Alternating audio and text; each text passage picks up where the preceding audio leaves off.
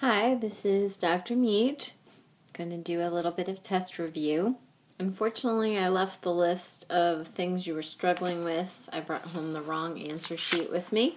So I'll do the best I can, but if I miss something major, just let me know. I'm going to kind of just take the questions in groupings, and then if you're struggling with, I think I can tell which ones you'll be struggling with. All right, so this is questions 7 through whatever. These enzymes are all enzymes that I think you should know. So, number 7, of course, nobody asked about this one, but you know that DNA polymerase 1 is the one that changes RNA to DNA. You should also know what DNA polymerase 3 does, so which is to add the nucleotides. Number 8 is A, helicase, covalently connects segments of DNA. That's the ligase. This could be a little bit confusing because they're not using the word Okazaki fragments. Synthesizes short segments of DNA. Number 10 is primase, okay? And DNA cutting enzymes used in the repair of damage is the nuclease. And we talked briefly about nuclease not being such a major enzyme in the process, but it is one to know. So for DNA replication, I would definitely add to know the DNA polymerase 3, the single binding proteins, and the one that we didn't talk a lot about, the topoisomerase, which relieves the strain of the coiled DNA. Okay.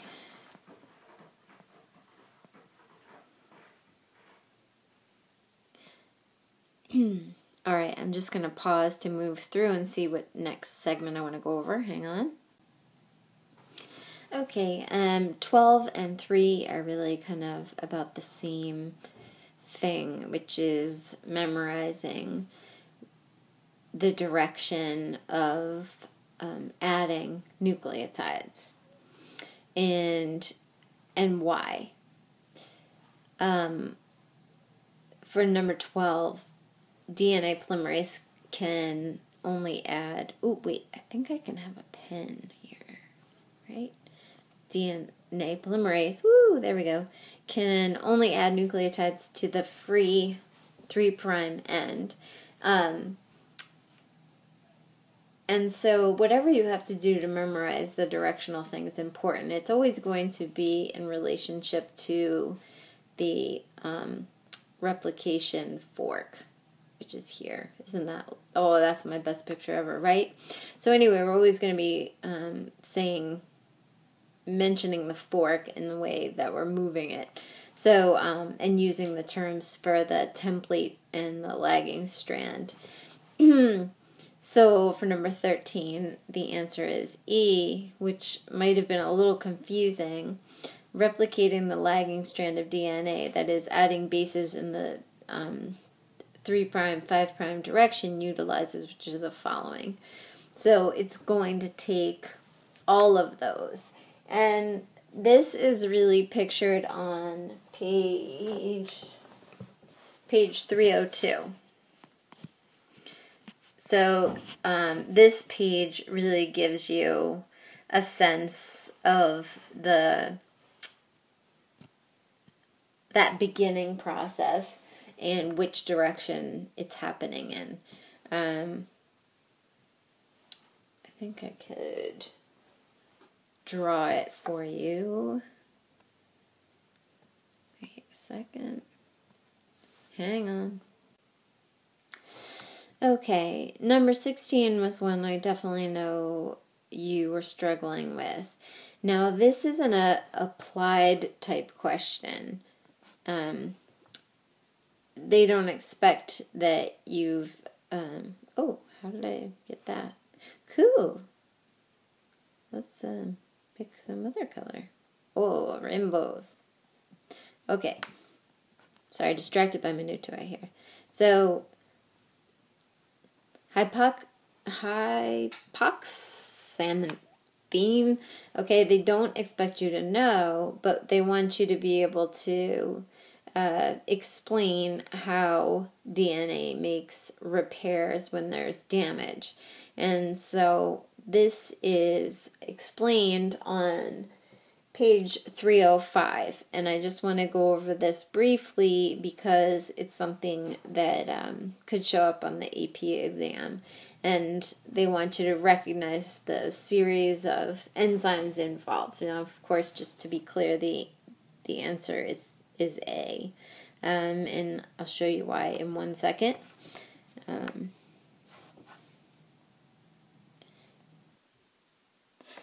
Okay, number 18 is this, kind of detail about RNA viruses.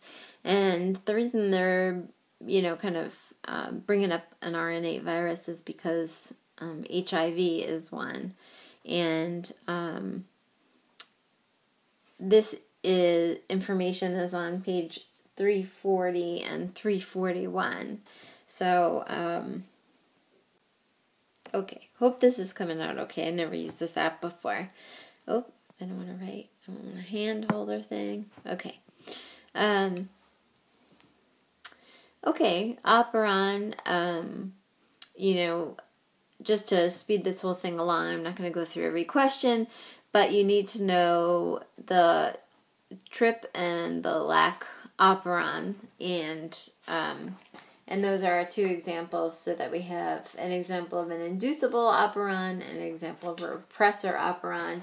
And that is a definite have to know. Definitely will be a couple questions or a question about that, because that's a really important aspect of prokaryotic gene control. So for that chapter, we kind of divided it into...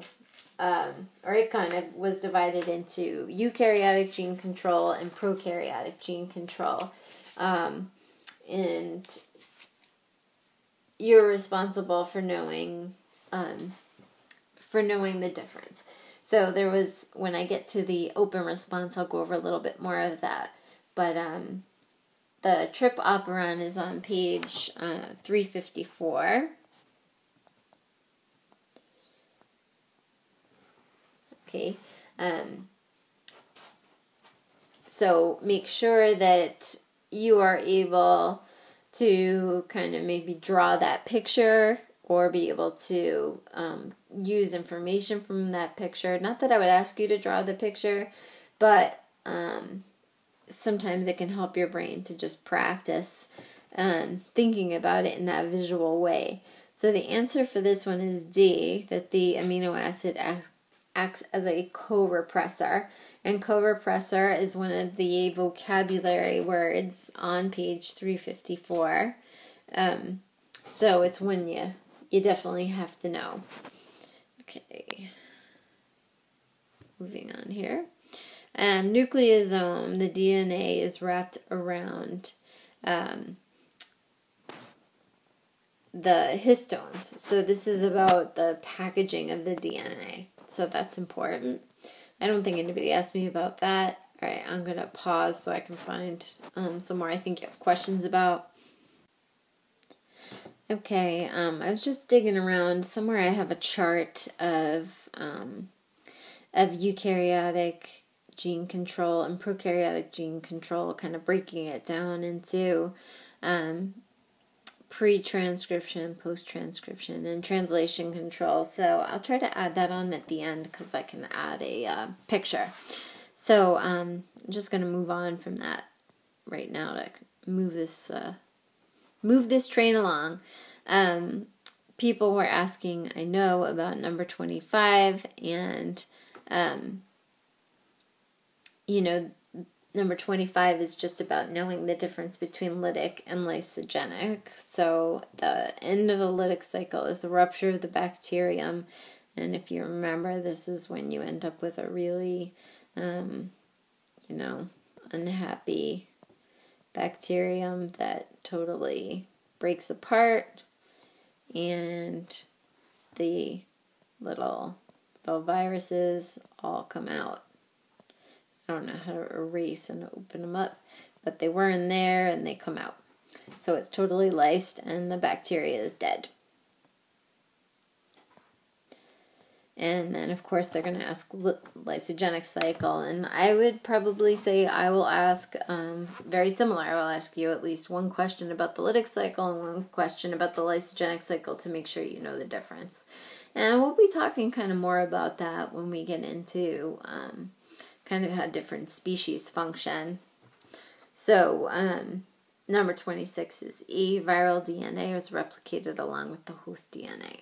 So with lytic, the viruses are reproducing inside the bacteria, and for lysogenic, we're going to be replicating along with the host DNA. There we go.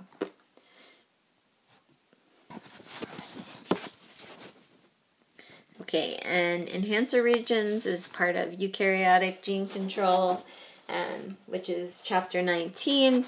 Enhancers is, remember, when you end up having a loop form and it touches and then boom, transcription just takes off wicked fast. Okay, so when you think about if you're going to enhance it, it's an activator. Okay, it's more than a promoter, it's an activator.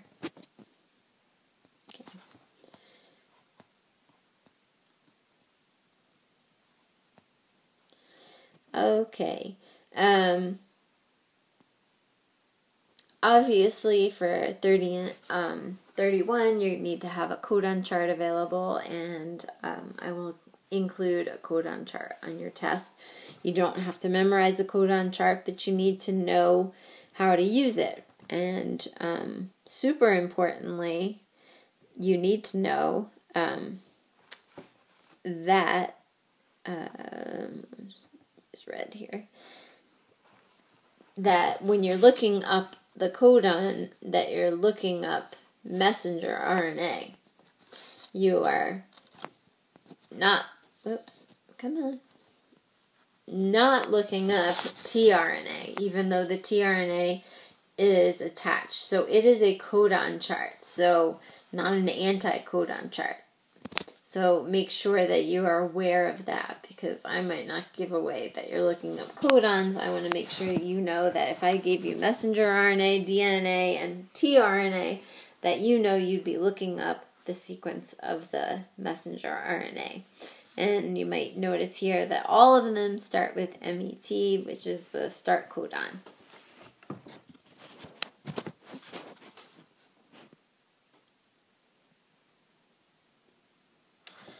Okay, number 34, which of the following is not part of the eukaryotic transcription initiation complex, is the SNRPs, because that's a post-transcription.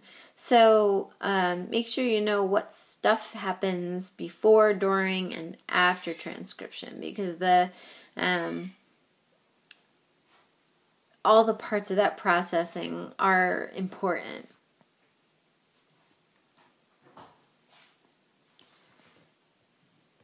Okay.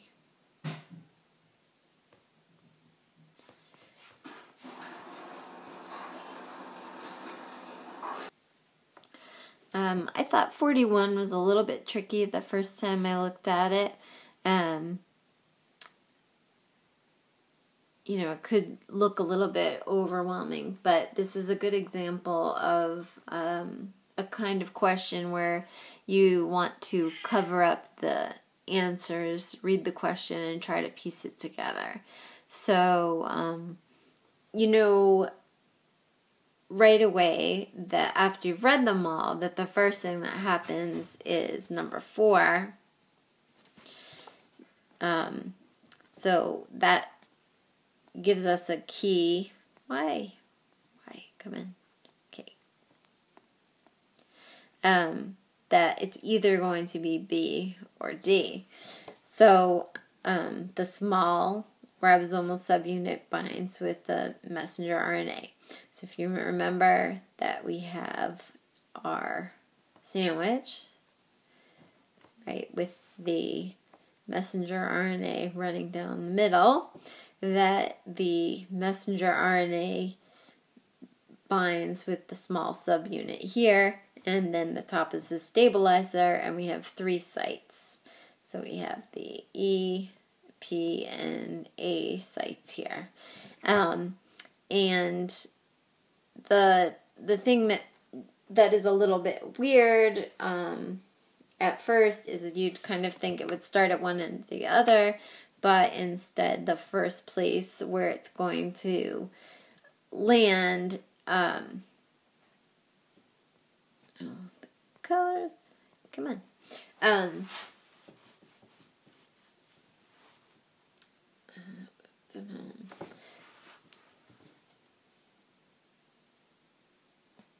Oh, they kind of, okay. So, sorry, I'm getting confused here, the way they're explaining it. So the answer is B, and this is on page 320. I just took a pause moment to kind of compare the way this question is phrased with how the book explains it. I think it's a little clearer on page 322. This is kind of to pull out of you to know what the E, P, and A stand for. So the A site is the amino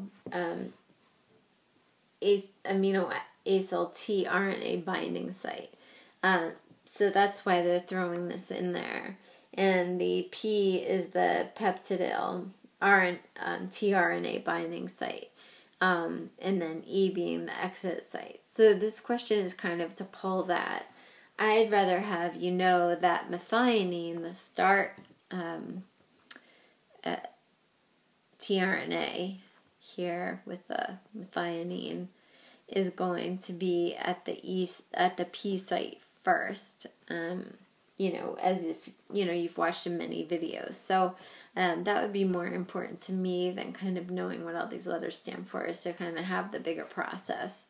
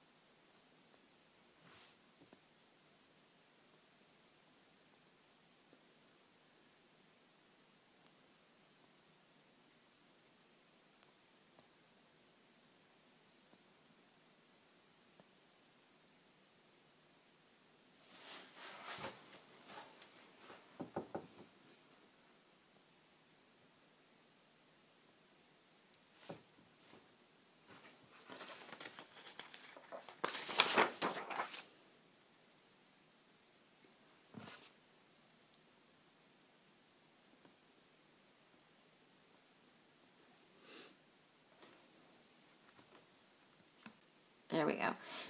49 people are asking about. I really think this is kind of a yicky one, and I'm not going to use that. I don't like this type of question, which of the following is least related to the others, and I don't see a ton of that on the AP exam, because I think you could make a case that a lot of these are related. I might say, which of the following is a part of transcription? Which of the following is a part of translation? Which is a part of the trip operon? Something like that. So the answer for this is D, transposon, as the rest has to do with repressible. So there's that. So don't stress about that one. I know you all asked about that. Oh, I think this question was on there twice, right? Histones.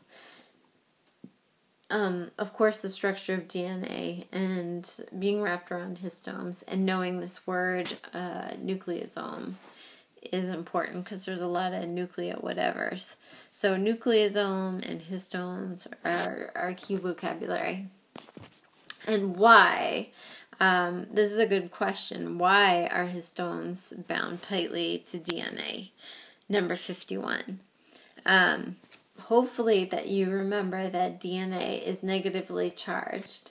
Histones are positively charged. So that's why they bond. But I also want you to think about kind of the big picture of why histones are there. And think about having these big long strings of DNA and being able to keep all that information super organized. And being able to compress it in a small space. And I'm going to have to say 52 is kind of also a question that's a little bit yick in terms of thinking through size. I don't think I'd really put a question like that on there. So last year I was meaner. All right, I'm going to end this part of, so it's broken up into two. So this will just be the review of the multiple choice, and then I'm going to go over the essays in a separate video. All right, I hope this has been helpful, and feel free to email me with questions. I probably will be up until about 11 tonight. Here we go. If you have a retrovirus, an RNA virus, so it's a, circle with some fancy invading stuff on its outside, and its genetic material is the single strand of RNA, and it wants to create DNA. And so this is kind of why it's called retro, because it's going to go backwards. So normally when we think about transcription, we're going to take DNA and use DNA to make RNA. And in this case, we're going to use RNA to make DNA. So that's kind of like going backwards. So we're taking this single-stranded RNA, and we have to use a specific enzyme to turn that RNA into DNA. And the virus comes with that when it invades the cell. And the enzyme is called reverse transcriptase.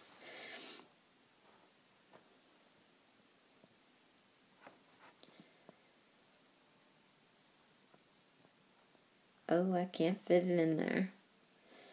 Reverse transcriptase. That's what it says there. Blah. Anyway, so all that means, if you can think about it, is that it's kind of like the reverse of transcription. So reverse transcriptase is an enzyme that does the reverse of transcription, and it takes RNA and makes it into DNA. And the big example of a retrovirus is HIV.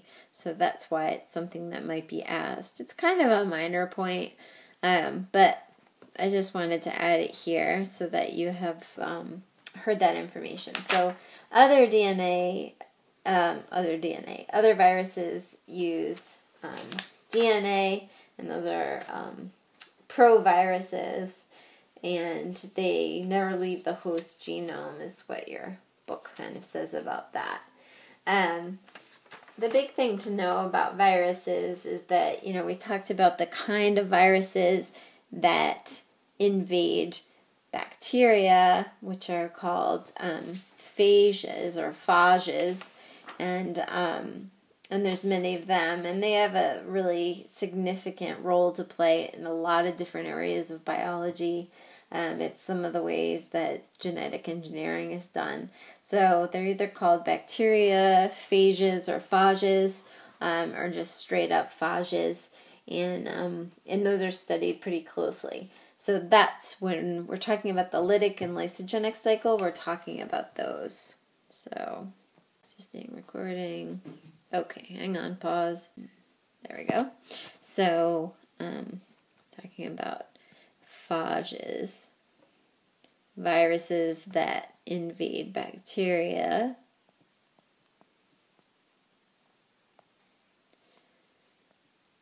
And their life is either lytic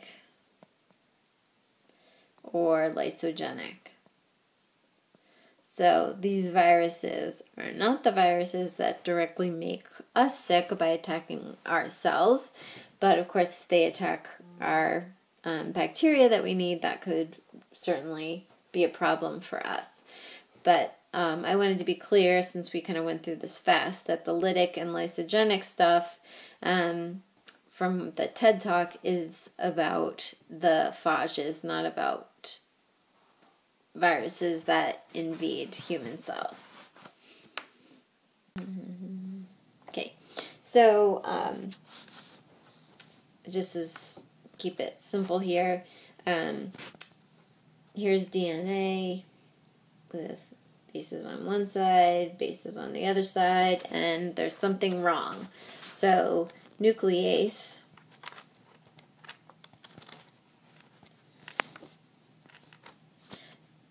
cuts out what a nucleotide that's wrong. Okay, so it's going to cut it out.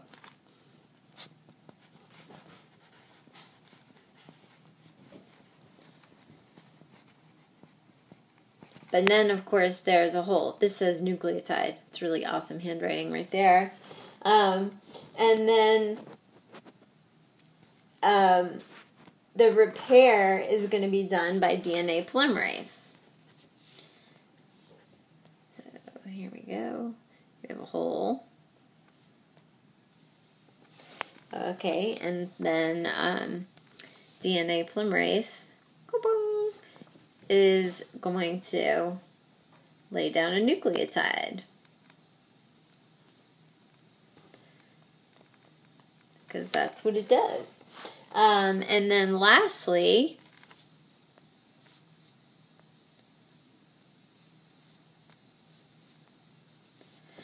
let me get a different color here.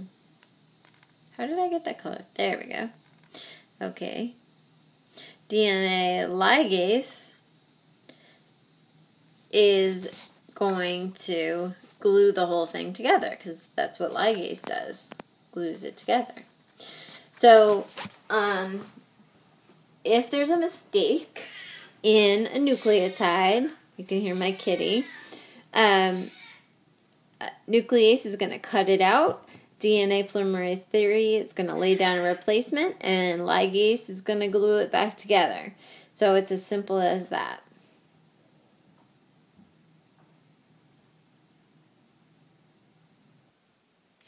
Okay, so, oops, there we go. Alright, so here's the DNA. Okay, here's the 5, and here's the 3' end, and this is the fork. And so this is 3' and this is 5'. So we're going to be adding nucleotides in this direction. So we're adding nucleotides on the 3' end in a 5' to 3' direction. So this is where DNA polymerase 3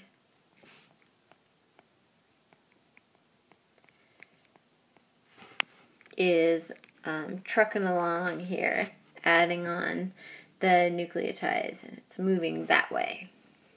Okay. The other side, I'm going to switch back here, is, of course, a little bit more complicated. So the lagging strand must grow in an overall 3' to 5' direction of the short Okazaki fragments that grow in the 5' to 3' direction. But, of course, obviously we're kind of creating an opposite thing. So, So DNA polymerase blobby blob is going that way because it's still adding nucleotides in the same way that it does. So then we're going to end up with the short segments that have to be put together. So the Okazaki fragments. Of course, this lean picture is obviously like a shorthand version of what's on page 302. But again, just trying to keep you in that big picture of what's happening. So when we want to connect all these fragments, right, that's when we use ligase. So ligase is to connect those.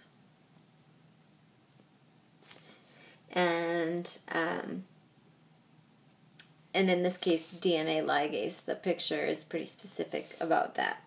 And DNA polymerase 3 in blue here, and this is the same one, is the one that lays down the nucleotides, and it does it in a 5' to 3' direction. However, on this lagging strand, kind of overall, we are creating it in the other direction, but DNA polymerase is only capable of laying down nucleotides in one direction. And the importance of that is a part of maintaining the perfect copy of DNA. Okay, pause.